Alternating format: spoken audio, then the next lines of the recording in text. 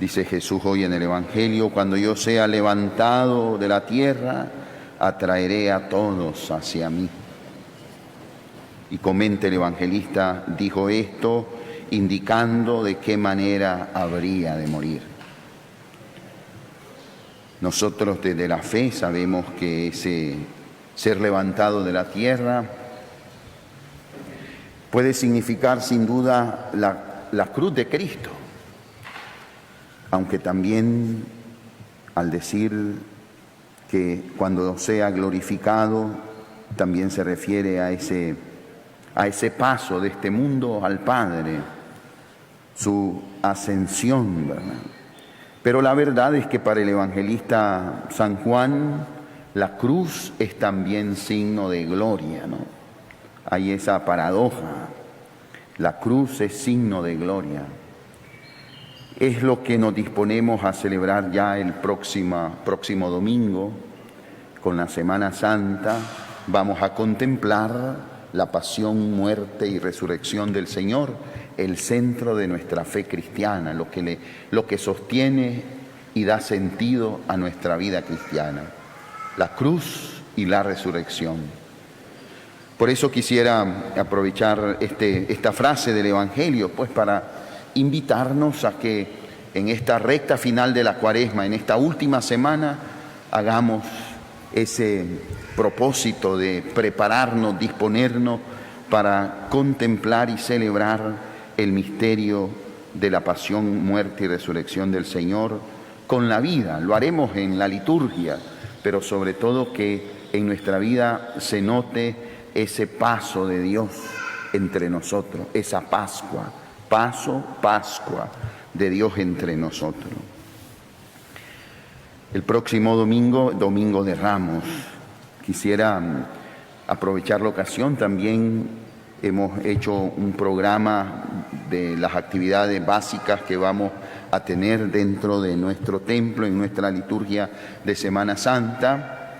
Básicamente, como todos sabemos, a nivel de la arquidiócesis, el arzobispo nos ha pedido que hagamos el esfuerzo de colaborar en medio de esta situación sanitaria con el sacrificio de renunciar a nuestras actividades que conlleven aglomerarnos, las procesiones.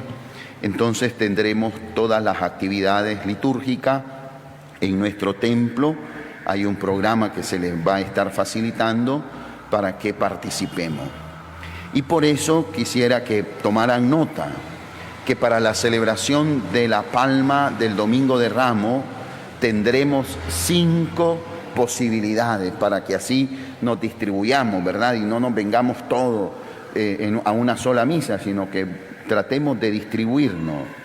Ya el sábado a las 5 de la tarde vamos a tener la liturgia de Domingo de Ramos y vamos a bendecir palmas el sábado a las 5. Y en las misas de domingo también vamos a bendecir palmas, 8:30 de la mañana, 10 de la mañana, 5 de la tarde. Y vamos a agregar otra misa más a las 6:30 de la tarde. Así es que tendremos, como decía, el sábado a las 5 y el domingo 4 posibilidades: 8:30, 10 de la mañana, 5 de la tarde y 6:30. Esperamos que esto contribuya a que nos distribuyamos, ¿verdad?, para que participemos. Aquellos que no puedan participar por su edad, por su salud, por prudencia, les invitamos, por supuesto, a estar atentos, sea a través de la radio y televisión católica, la celebración del señor arzobispo. Nosotros vamos a través del Facebook, a transmitir la misa de las 8:30 de la mañana, 8:30 de la mañana, este Domingo de Ramos, no como de costumbre a las 10, a las 8:30 de la mañana transmitiremos la celebración. Así que tenemos esas opciones aquí en la parroquia para que participemos con fe, con devoción y sobre todo abriendo nuestro corazón a Cristo, ¿verdad? Esa palma del próximo domingo representa nuestra aclamación a Cristo como Señor de nuestra vida. Y es Señor de nuestra vida porque creemos y nos dejamos diríamos, abrazar por ese amor de Dios manifestado en Cristo crucificado. Por eso decía el Evangelio: cuando yo sea levantado de la tierra, atraeré a todos hacia mí. Del Evangelio también quisiera subrayar dos aspectos que yo creo que tienen en nuestra vida consecuencias bien prácticas. Primer detalle, dice que llegaron unos griegos a la fiesta de Pascua, la fiesta más importante de los judíos. Esto significa que estos griegos no eran judíos, pero ellos creían en la fe judía, creían en Yahvé. Es decir, eran paganos convertidos al judaísmo, ¿verdad?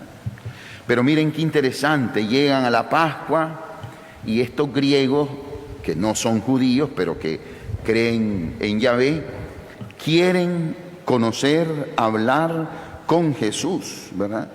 Que quisiéramos ver a Jesús, dicen. Y ahí se da una mediación, porque ellos se acercan a Felipe, ¿verdad? Y Felipe los lleva a Andrés y los dos le dicen a Jesús. ¿Ven ese detalle? Los paganos, los no judíos, también son atraídos por Jesús. Pero esto ocurre a través de la mediación de estos apóstoles. Los paganos también serán atraídos a Jesús, pero ellos vendrán a Jesús en la hora de la misión de los apóstoles. Eso va a ocurrir después con el apóstol Pablo, apóstol de los gentiles, ¿verdad? Y la misión más allá del territorio de Israel. Esto nos dice mucho a nosotros. Nosotros no somos judíos. Hemos venido a la fe a través de la misión de la iglesia a lo largo de estos siglos. Nosotros también hemos sido atraídos por Jesús. Nosotros también queremos ver a Jesús. Y ahí ocurre esa mediación de los discípulos de Jesús, de la iglesia de Jesús. Hermanos, esto es también una responsabilidad. Cada uno de nosotros está invitado a ser un mediador que acerque a otros a Jesús. A través, por supuesto, del ejemplo, del testimonio, que algunas veces nos cuesta mucho, pero es el primero y más importante modo de que otros conozcan a Jesús. Y también la vida nos ofrecerá oportunidad para dar un mensaje, para anunciar el querigma, para hablarle de Dios a las demás personas, ¿no? Pero sintamos que esa misión es importante, como fue importante el papel de Felipe y Andrés, que logran, ¿verdad?, abren un camino hacia Jesús. ¿Ven? Creo que ese detalle nos habla de nuestra misión como cristianos, como discípulos, ¿no? Sentir esa responsabilidad. No solo busco al Señor para estar tranquilo, no. Si lo he encontrado, quiero que otro lo encuentre. Y ese es el espíritu del discípulo misionero que todos nosotros tenemos que tener, ¿verdad? Sea en nuestro propio espacio familiar o tal vez en los espacios laborales y sociales donde cada uno de nosotros desarrolla su vida. Y el segundo aspecto es la frase de Jesús que conocemos y que nos habla del el espíritu, el estilo de vida del discípulo de Jesús. Como Jesús, dice Jesús, el que se ama a sí mismo se pierde. El que se aborrece a sí mismo en este mundo se asegura para la vida eterna. Es decir, en pocas palabras, el egoísta no solo muere solo, como dice el dicho, sino se pierde. El estilo de vida egoísta, cuando uno piensa primero yo, después yo y por último yo, puede ser que al final te quedes sin nada y sin nadie. Ese no es el modo de vida cristiano. El modo de vida cristiano está proyectado hacia los demás. Está impulsado por un amor como el de Jesús por los demás, que se traducirá después en tiempo, en servicio, en actitud positiva para con nosotros. El egoísta se pierde. El que ama se gana para la vida eterna, ¿no? Ahí está la clave de la vida cristiana. Eso es Pascua también. Vamos a celebrar Semana Santa, vamos a celebrar la Pascua. No es solo una celebración litúrgica, es celebrar un estilo de vida. La vida del cristiano está en función del servicio que puede prestar a los demás. Por eso, pues, hermanos, creo que tenemos esa tarea de trabajar, de morir a nosotros mismos. Como dice ahí, el grano de trigo que muriendo da vida, ¿verdad? Da vida. Creo que tendríamos que aplicar este mensaje, pues, en las diversas áreas de nuestra vida. No solamente entre nosotros. Y fíjense bien que muchas veces en la propia familia cuesta, y esto que somos de la misma sangre, ¿verdad? Que hay tantas cosas que nos unen y algunas veces ahí el espíritu egoísta se impone, ¿no? Tenemos que trabajar. Conversión es revisar ese estilo de vida, ¿no? Y ese estilo de vida es el que hace posible nuevas realidades en las personas, en la familia y en el ambiente comunitario y social. Miren, la lógica cristiana es servicio. La lógica cristiana es fraternidad. La lógica cristiana piensa en el otro. La lógica del mundo es el egoísmo. Nosotros decimos en Nicaragua, ¿no? No seas tonto, que al tonto ni Dios lo quiere. Ahí está la lógica egoísta, ¿verdad?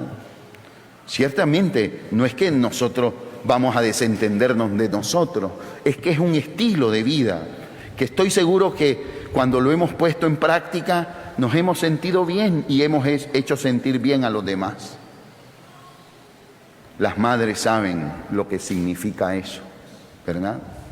Las mamás que dan vida, ellos mueren ellas para dar vida, ¿no? Los papás, los padres de familia saben lo que significa amar, es entregar vida para que los hijos puedan crecer sanos, saludables, ¿verdad? Con ese equilibrio interior, pero tienen que darse, ¿no? Y así tenemos que enseñarle, ¿no? Por eso esta frase del Evangelio es central, es medular, porque habla del modus cristiano de vivir la vida, que es el estilo de Jesús. Es el estilo de Jesús. El amor, el servicio, la entrega. Eso debe motivarnos. Creo que tenemos que revisar nuestra vida, ¿no? Y revisar los esquemas de vida. Este Evangelio podría decir muchísimo también en los espacios sociales, ¿verdad? En los espacios sociales. Ojalá recemos para que en la mente, en el corazón de aquellos que tienen poder de decisión o que se proponen como líderes de esta sociedad, ojalá pudieran agarrar mucho de este espíritu de Jesús, porque podrían hacer la diferencia. Cuando es el egoísmo, el arribismo, ¿verdad? El aprovecharme, el creer que yo y solamente yo, entonces las cosas se complican. ¿Ven cómo el Evangelio nos da la clave para la vida personal, familiar y social? Caminamos hacia Semana Santa para celebrar esto, el grano de trigo que muere y da vida. Cristo en la cruz muere para salvar al mundo, ¿no? La paradoja del amor. El crucificado no es un derrotado, es alguien que triunfa. Cuando yo era pequeño, estaba en primaria, tenía un compañero que era de una familia no católica, ¿no? Y entonces ustedes saben siempre los no católicos criticando que uno anda un crucifijo, ¿verdad? Y entonces decía ese muchacho, es como que a mi papá lo maten y yo voy a andar el revólver colgado, ¿ve? Es la lógica, digamos, del significado superficial de la cruz, ¿verdad? No, la cruz no es para nosotros signo de derrota, es victoria.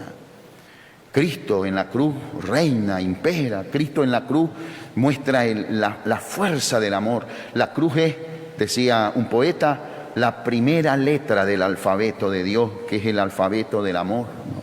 Por eso la cruz puede darle sentido a nuestra vida en esta lógica del grano de trigo que muriendo da mucho fruto. El que se ama a sí mismo se pierde. el que ama a los demás, el que sirve a los demás, el que hace las cosas con ese espíritu cristiano, ganará la vida eterna. Que el Señor nos ayude en este camino de vida cristiana.